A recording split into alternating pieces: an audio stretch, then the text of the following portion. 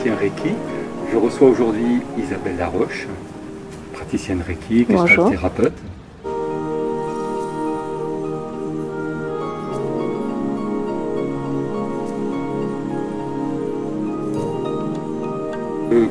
Une initiation en fait n'est pas jetée à quelqu'un qui le demande parce qu'il paye.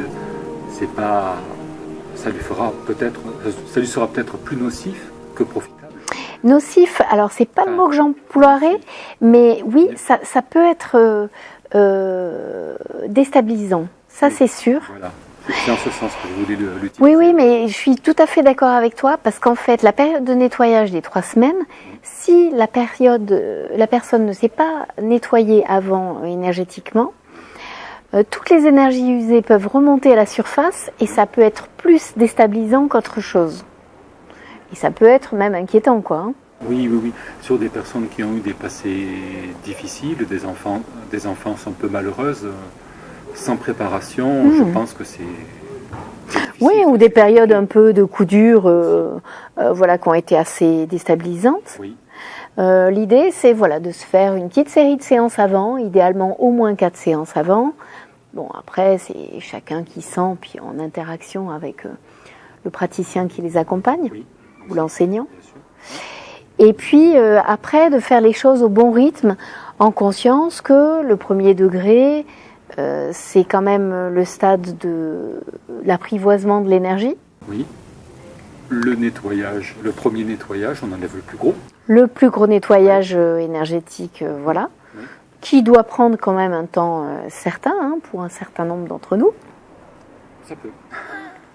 Et faire les choses au bon rythme dans ce monde qui va trop vite, ça nous permet de faire les choses avec le plus de justesse et de conscience pour soi.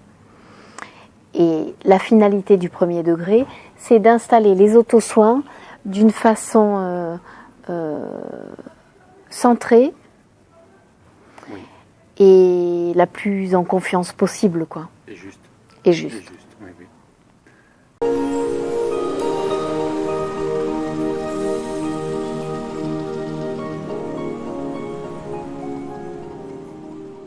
Alors, le deuxième degré, donc, en quoi consiste-t-il? Alors, le deuxième degré, en fait, c'est le stade à partir duquel on reçoit des symboles, les symboles du Reiki du deuxième degré. Alors, qui sont des ondes de forme avec un mantra chacun, donc un mot pour activer leur potentialité, qui permettent de faire des traitements de situation à distance, donc envoyer de l'énergie à distance à une personne physiquement absente, ce qui peut paraître vraiment bizarre, mais ça marche. Bon, voilà, alors ça permet aussi de faire des traitements de situation dans sa vie, et ça, c'est vraiment très étonnant, mais ça permet d'inviter la magie de la vie dans la vie ordinaire, parce que quand la vie s'en mêle, du verbe s'en mêler, quelquefois on peut subir des influences pas toujours bienveillantes et pas toujours justes dans ce bas monde, et subir de l'injustice et des choses qu'on ne veut plus subir parce que stop, quoi. Voilà. Et donc le Reiki permet de mettre un stop justement à ces expériences un peu traumatisantes et répétitives. Qui peuvent l'être, voilà. Oui. Et donc ça permet d'optimiser une situation. Alors je ne sais pas moi, si par exemple on a un examen ou un rendez-vous d'embauche un peu stratégique. Alors l'idée, c'est de nous entourer d'une énergie la plus bénéfique possible pour nous aider à donner le meilleur de nous et faire au mieux de nos possibilités. Et puis après, advienne que pourra. Si on ne doit pas avoir cet examen parce qu'on n'a pas fait ce qu'il fallait pour ou parce que ce n'est pas notre voie, on ne l'aura pas, mais au moins on aura donné le meilleur. Et le troisième degré? Et le troisième degré, alors bon, le deuxième degré, c'est le stade à partir duquel aussi on commence à affûter son intuition et à affûter ses ressentis à distance. Et au bout d'un moment, on peut vraiment avoir des perceptions de télépathie assez étonnantes. Mais ça se travaille, c'est comme tout, hein. Un peu comme un musicien va affûter son oreille interne et va entendre parmi un orchestre de 50 instruments le violon qui dissonne à un moment donné. Voilà, à un moment, à un moment donné, avec le Reiki, on va passer à la vitesse supérieure et percevoir avec nos sens internes d'une façon beaucoup plus fine les choses. Oui. Pour nous et puis pour les personnes qu'on accompagne, quoi. Mais à manier avec parcimonie, hein, parce que voilà, il ne faut pas se prendre pour qui on n'est pas. Hein. Voilà, il faut surtout bien essayer le filtre du mental de côté, être certain de ses perceptions avant d'affirmer quoi que ce soit. C'est pour ça que je trouve qu'en fait, la pratique du Reiki doit être assortie vraiment d'une démarche de conscience de soi et de placement dans le cœur, quoi. Mais bon, pas toujours évident de se placer dans la juste puissance. Oui. Peut-être qu'on pourra développer la posture du praticien dans un autre épisode. C'est une bonne idée, oui. Je pense que c'est un thème qui mérite d'être développé. Oui, c'est vrai que c'est une bonne idée. En tout cas, l'idée dans la posture, c'est sortir d'une forme d'impuissance dans laquelle on a pu être, parce que dans cette société-là, à certains moments, on se sent dans l'impuissance de faire face à des énergies pas bienveillantes ou des situations, où on subit le système, voilà. Mais ne pas se placer dans la toute-puissance non plus, dans la posture de je sais tout, j'ai raison forcément, et puis c'est comme ça et pas autrement. Quoi. Et je veux agir sur tout. Et je suis, voilà, c'est ça. Omnipotent sur tout, quoi.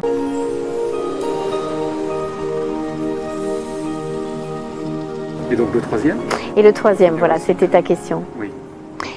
Le troisième degré, donc c'est le stade à partir duquel on se...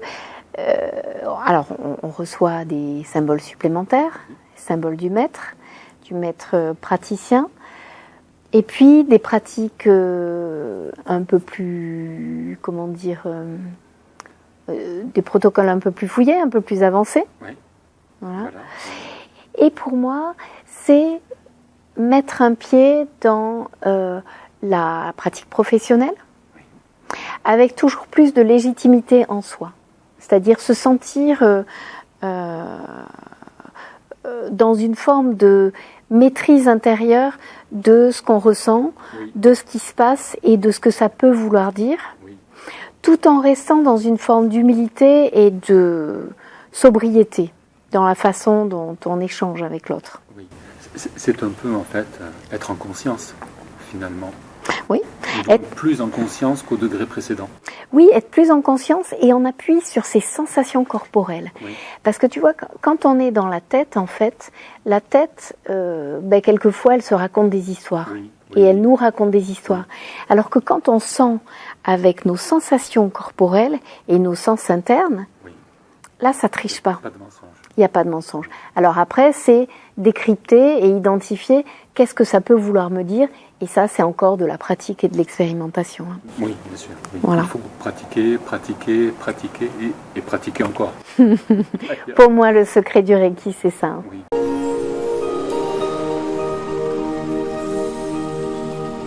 Voilà, quelques mots sur la maîtrise.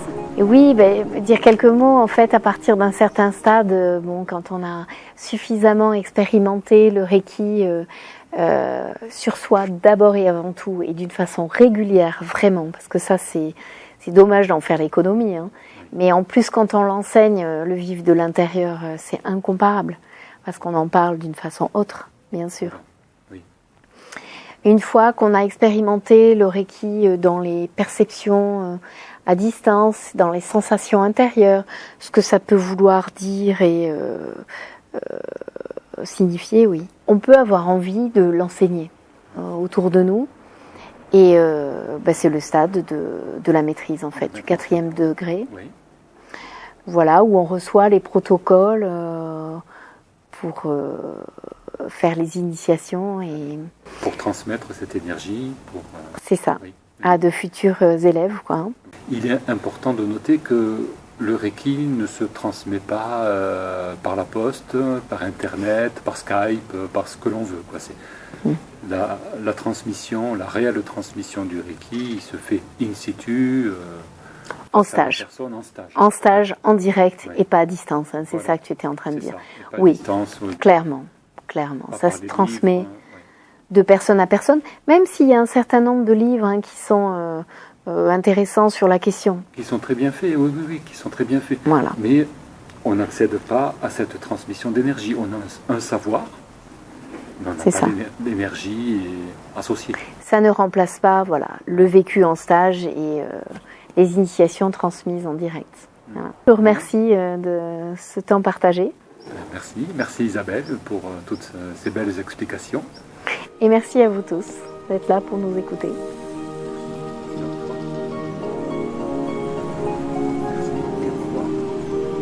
Au revoir à tous.